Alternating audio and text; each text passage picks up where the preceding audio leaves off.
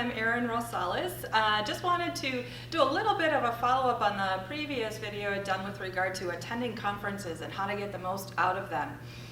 If you'll recall, one of the suggested action items is to come up with 2 or 3 things that you have as your takeaways or your highlights or things that you're going to do as a result of having attended that conference, and write them on a note card or post them somewhere so that you'll remember about it, or share it on social media. So here we go, I'm going to share it on social media. So not too long ago I was at the National Healthcare Interpreter Certification Summit with CCHI, celebrating 10th year anniversary.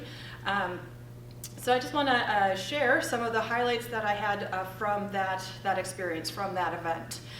So first off, shout out to Beverly. Thanks for commenting on the previous video that you had seen. And yes, lesson learned, I should have followed my own advice and changed into those tennis shoes instead of the heels by the time the reception came around a little later on in the evening. So takeaway number 1, follow your own advice. Takeaway number 2, one of the events, designs of the event was to have kind of a cafeteria style, food court style, get your own lunch at this really awesome multi-ethnic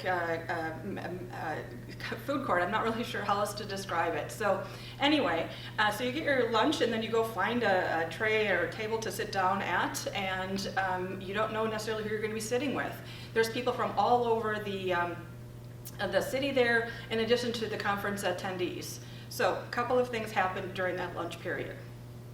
One, when I had my food and I'm looking for a place to sit down, it kind of reminded me of high school. Like, oh, what table do I sit at, and who do I, you know, like a cool kids table kind of a thing, right? So that was kind of an interesting kind of feel. But there was a lot of tables that were already taken, and so I saw a table where there were some folks that I'd known and would like to have a chance to catch up with, but it was kind of full. And then there's another table which is a little bit larger and had some extra seating at it, a few people that I'd seen at the summit, and so I'd known that they were part of the group. And so I just joined them and sat down, and before you know it, a couple of other people sat down, and before you know it, we had a full table. And it was a really interesting and fun, relaxing, spontaneous lunch discussion with people that I might not have otherwise had an opportunity to meet in a different setting. So we had people from Kentucky, from California, from Wisconsin, from Minnesota, representing Spanish and Vietnamese, Japanese, all at this table of 6, and the conversation that we had, as you can imagine, was pretty interesting. Things on the profession, things on life in general. So the takeaway from that is, we are a community. It is wonderful when we're able to have a meal and a conversation and learn from and about each other in these informal settings. Takeaway number 2 from that, get outside of your comfort zone. Sit with people that maybe you don't know. Strike up conversations, and you'll see where it takes you from there. So shout out to the group of ladies that I had lunch with at the CCHI Summit. It was a wonderful, wonderful lunch experience for me. Another thing happened as I was walking back to the conference area. A gentleman approached me, and he wasn't part of the conference. As I said, this is an open community area. And he, with my badge on, he approached me and said, "What's going on here?" Because there's a lot of folks with these badges on, right, for attending the conference. And I said, "Oh, well, CCHI is celebrating its 10th anniversary, and so we're having this summit, and we're all, you know, healthcare interpreters related to interpreting." And the funniest thing happened. His eyes kind of lit up, and he's, "I used to be an interpreter. I'd really like to get back into interpreting. How do I go about doing that?" Like, "Are you local?"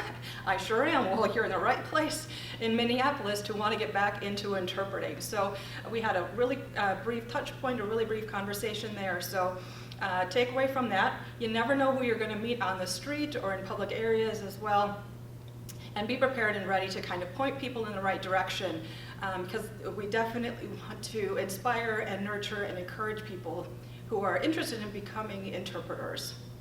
So just a couple of highlights that happened in the in-between points beyond the specific agenda of the summit, and just wanted to share those things with you.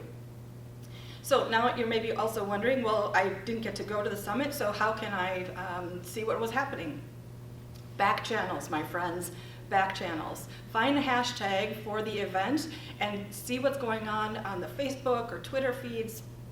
So if you missed out on the summit, check out hashtag CCHI10, hashtag CCHI10, and that'll take you to all the things that people were posting and sharing from the summit, including highlights from the session speakers.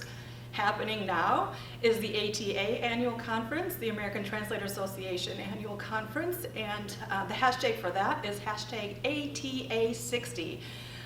Happening in Palm Springs, California. Don't you know, I wish I were there right now.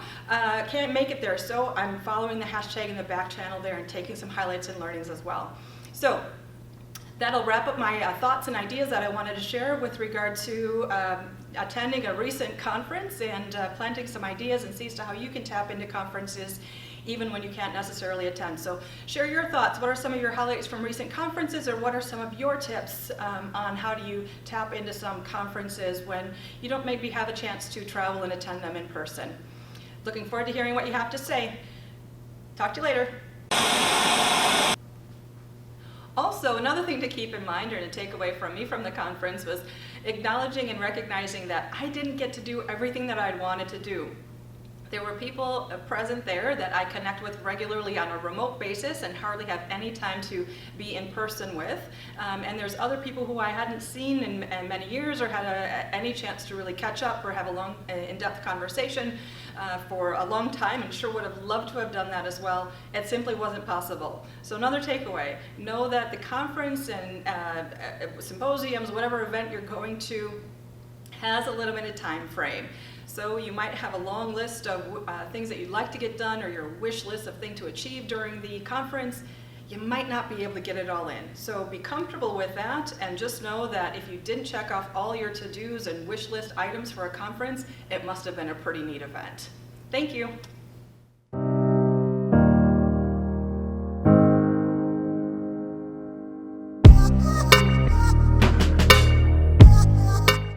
Smiley.